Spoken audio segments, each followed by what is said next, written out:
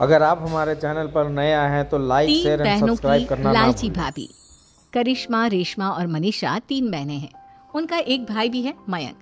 मयंक अपनी बहनों को बहुत प्यार करता है, लेकिन मयंक की पत्नी सविता इस मामले में मयंक से बिल्कुल ही अलग है।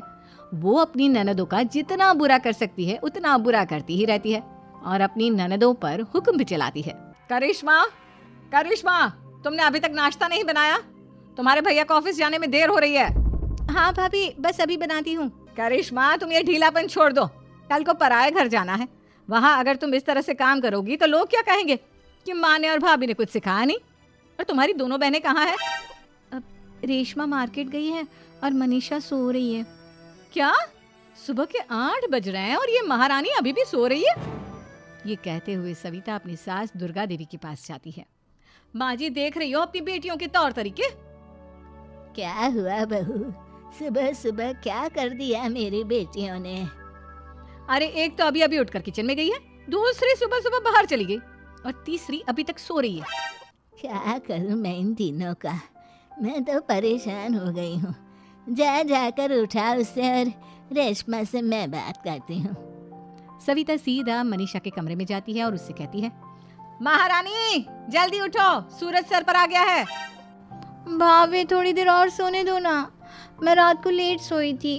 वो क्या ना, यूनिट टेस्ट चल रहे हैं। शराफत से उठती है या नहीं, या फिर पानी की भरी बाल्टी डालूं तेरे ऊपर? नहीं भाभी, मुझे बिस्तर में नहीं नहाना, उठती हूँ मैं। मनीषा जल्दी से उठकर बाथरूम में चली जाती है। सभी आराम से बैठकर नाश्ता कर रहे होते कि तभी रेशमा बाजार से हाथ में सामान लिए आ जाती है। रेशमा को देखते ही सविता उस पर बरस पड़ती है। लो, आ गई महारानी। ऐसा भी क्या सामान लाना था जो सुबह आंख मलते ही बाजार की तरफ रवाना हो गई?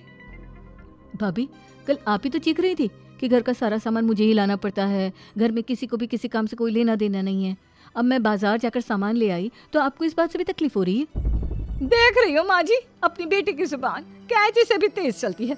और मयंक, आप तो कुछ कहेंगे नहीं अपनी लाडली बहन को। रेशमा, अपनी भाभी से ऐसे बात नहीं करते। चलो माफी मांगो। भैया, मैं क्यों माफी मांगू? आप भाभी से बोलिए ना कि हम पर कम हुक्म चलाया करे। हम इस घर की बेटियां हैं और आपकी पत्नी की ननद है, नौकरानी नहीं। लो कर लो बात। इनकी भलाई के लिए कुछ भी बोलो तो इन्हें बुरा लग जाता है। इस घर में यही इज्जत है मेरी। देख लो माँ जी, आपकी बेटी किस लहजे में मुझसे बात कर रही है। सविता वहां से चली जाती है। मयंक को बहुत गुस्सा आता है, वो भी वहां से चला जाता है। फिर करिश्मा रेशमा को समझाती है, रेशमा, तुम्हें भाभी से माफी मांग लेनी चाहिए थी ना। लेकिन दीदी, मैंने कुछ किया ही नहीं तो मैं माफी क्यों मांगू? हाँ करिश्मा दीदी, रेशमा दीदी जैसे ही घर में आई भाभी ही उन पर चिल्ला रही थी। हाँ, मैं मानती हूँ कि गलती भाभी की थी। मैं तो इसलिए बोल रही हूँ कि भाभी ने माँ को तो पूरी तरह अपने वश में कर लिया है। वो हमारी बात सुनती ही नहीं। मयंक भैया हमारे लिए हमेशा खड़े रहते हैं, इसलिए उनकी बात का मान तो तुम्हें रखना चाहिए था ना। कोई फायदा नहीं दीदी, कुछ दिनों की बात और है, भाभी उन्हें भी हमारे खिलाफ भड़का देंगी। फिर वो भी माँ की तरह हमारी किसी बात का विश्वास नहीं करेंगे। इसी तरह सविता अपनी तीनों ननदों को किसी न किसी बात पर परेशान करती रहती थी। एक दिन मयंक अपनी तीनों बहनों के लिए गिफ्ट लाया। करिश्मा, ये तुम्हारे लिए हार का सेट। रेशमा, तुम्हारे लिए सुंदर सी ड्रेस। और मनीषा, तुम्हें किताबें पसंद है ना, तुम्हारे लिए किताबें लाया हूँ। थैंक यू भैया। थैंक यू भैया। थैंक यू भैया। करिश्मा, तुम्हारा नेकलेस कितना सुंदर है, ये भैया कहाँ से ले आए होंगे? मैंने भैया को 3 दिन पहले फोन पर ये डिजाइन दिखाया था और आज भैया ये ले आए।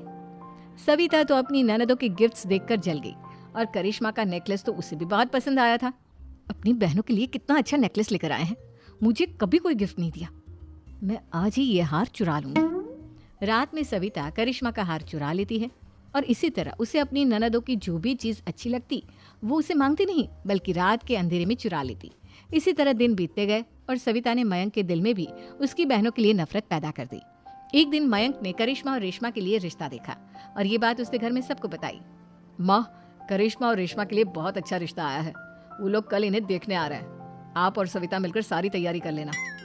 ये सुनकर करिश्मा और रेशमा खुश हो जाती हैं, लेकिन सविता सोचती है, अगर इन दोनों बहनों की शादी हो गई तो घर और बाहर का काम कौन करेगा? मनीषा तो एक नंबर की कामचोर है, उससे तो किसी बात की उम्मीद लगाना ही बेकार है। मुझे इस शादी को रोकना होगा। अगले दिन सभी लड़के वालों के स्वागत की तैयारी करने में लगे होते हैं। तभी मयंक अपनी बहनों से आकर कहता है, तैयार हो गई तुम दोनों? देखो, दोनों लड़के बहुत अच्छे हैं, मैं कोई कसर नहीं छोड़ना चाहता, इसलिए तुम उनके सामने अच्छे से बिहेव करना और अपनी भाभी से लड़ने मत लग जाना। करिश्मा, तुम वो नेकलेस पहन लो ना जो मैं तुम्हारे लिए लाया था। भैया, मैं बहुत देर से वो नेकलेस ढूंढ रही हूँ, लेकिन मुझे मिल ही नहीं रहा। क्या तुमने नेकलेस खो दिया? तुम्हें पता भी है वो कितना महंगा था? तुम कोई काम ढंग से नहीं कर सकती।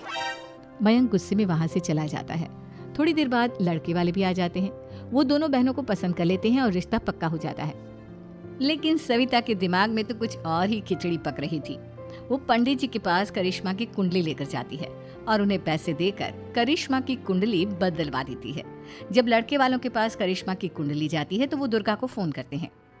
बहन जी, हमने करिश्मा की कुंडली अपने पंडित जी को दिखाई थी। आपकी बेटी की कुंडली नहीं बल्कि दोषों का पिटारा है। देखिए, मैं और मेरे पति इन सब बातों में बहुत विश्वास करते हैं, इसलिए हम आपकी बेटी से अपने बेटे की शादी नहीं करा सकते। इस तरह करिश्मा का रिश्ता टूट जाता है और सभी घर वालों को बहुत दुख होता है। अब कविता सोचती है, चलो करिश्मा का तो रिश्ता टूट गया, अब रेशमा का भी रिश्ता तोड़ना है। क्या करूं? अब सविता आवाज बदलकर किसी अननोन नंबर से रेशमा के होने वाले ससुराल में फोन करती है। हेलो, मैं कौन हूँ कौन नहीं ये आपके लिए जानना जरूरी नहीं। बस इतना सुन लो कि रेशमा का 2 साल से किसी के साथ अफेयर चल रहा है। बस रेशमा का रिश्ता तोड़वाने के लिए सविता का इतना कहना काफी था। अब रेशमा का भी रिश्ता टूट गया। मयंक और दुर्गा देवी ने रेशमा को खूब खरी खोटी सुनाई और उससे बार बार उस लड़के के बारे में पूछने लगी। आप दोनों मुझे क्यों परेशान कर रहे हो? अरे कोई लड़का होगा मेरी लाइफ में तो मैं बताऊंगी ना। जब कोई है ही नहीं तो कहाँ से लाऊं मैं कोई लड़का? तो तेरे होने वाले ससुराल वालों को फोन किसने किया था? माँ, मैं नहीं जानती किसने फोन किया था, मैं सच कह रही हूँ। मैं तो पहले ही कह रही थी इसकी लगाम खींच कर रखो, लेकिन मेरी सुनता ही कौन है।